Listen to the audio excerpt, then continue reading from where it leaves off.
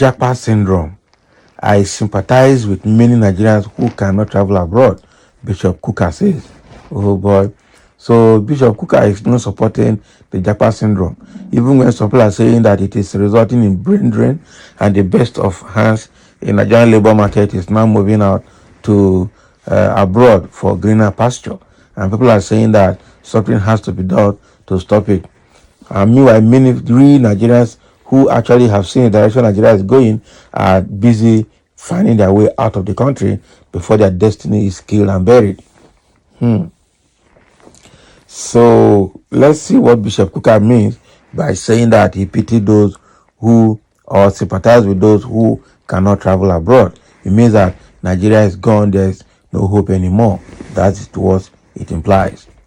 The Bishop of Sokoto Diocese of the Catholic Church, Bishop Matthew Kukah, has expressed concern for many Nigerians who do not have the capacity to travel out of the country.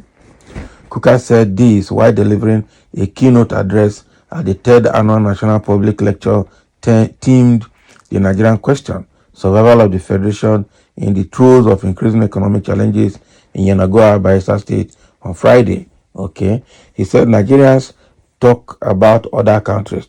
I feel sorry for many Nigerians who, because of many troubles, hardly travel out of their immediate environment.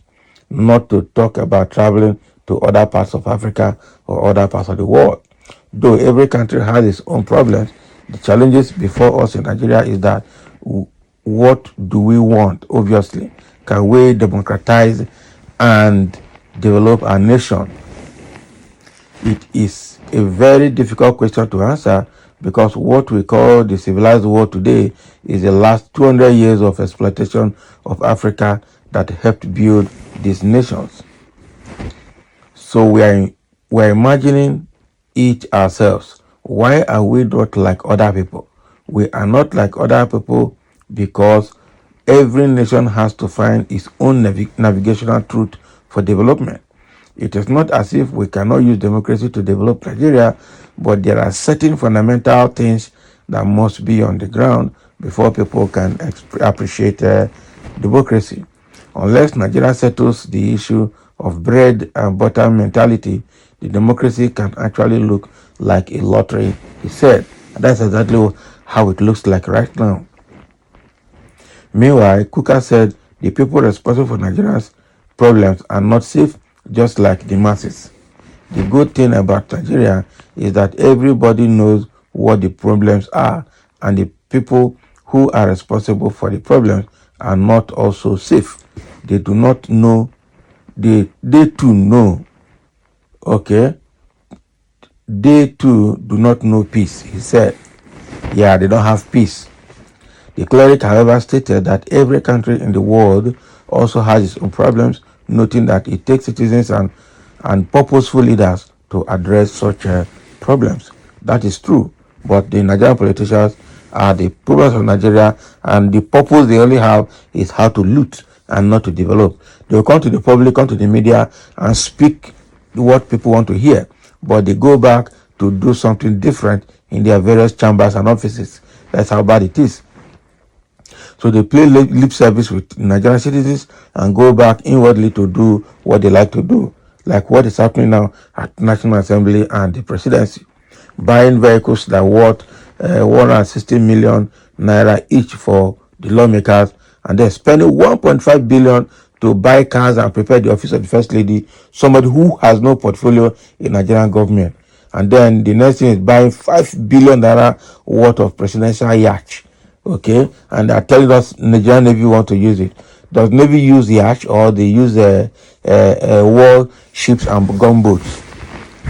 And they are deceiving us here. It's quite unfortunate.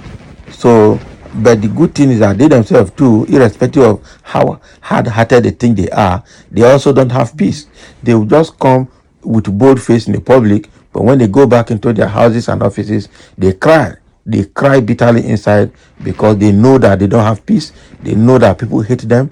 They know that they are nobody before the masses, irrespective of how much they have stolen from the public to enrich themselves.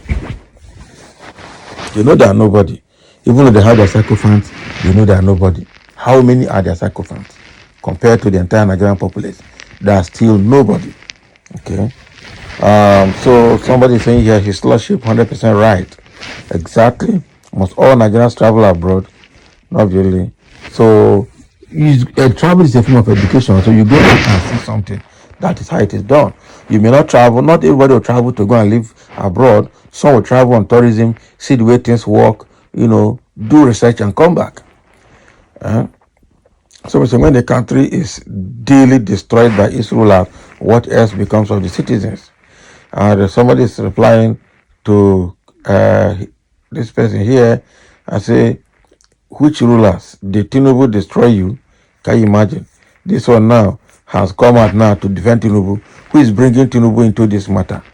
Yeah? All these sycophants. I don't know. Well, Nigeria, I pity Nigeria.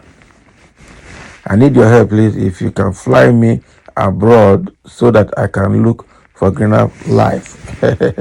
Somebody is asking for Bishop Kukah help or everybody's help in the media. If you can fly abroad to find a greener pasture, he wants to fly abroad. Don't worry, just pack your baggage, go to the embassy, collect paper, then go to the airport, collect ticket and fly. Don't worry, he will fly. This is not a very good one. But again, what Bishop Kukah has said is true. But again, the ruling class also schooled abroad. A lot of them lived abroad, worked abroad before coming back to Nigeria to join politics. So at least if the leaders have fair knowledge of how abroad looks like and how things are done abroad, they should use that same knowledge to do what is right here. Unfortunately, they go to abroad, they comply with the abroad laws and do the right thing there. But when they come to Nigeria, they throw away their knowledge and their experience and they begin to do things the crude Nigerian way, which is actually what is affecting us. Because you can't tell me that Tinubu has not gone abroad, Buhari has not gone abroad, all the government officials, both past and present, have not gone abroad. Some schooled abroad, some worked abroad, and now they're in Nigeria, they are doing evil. What they're doing today is not what they learned abroad when they were studying or when they were living and working abroad. So if the leaders who have not, who have traveled abroad have failed to put things right in Nigeria, then it's a problem.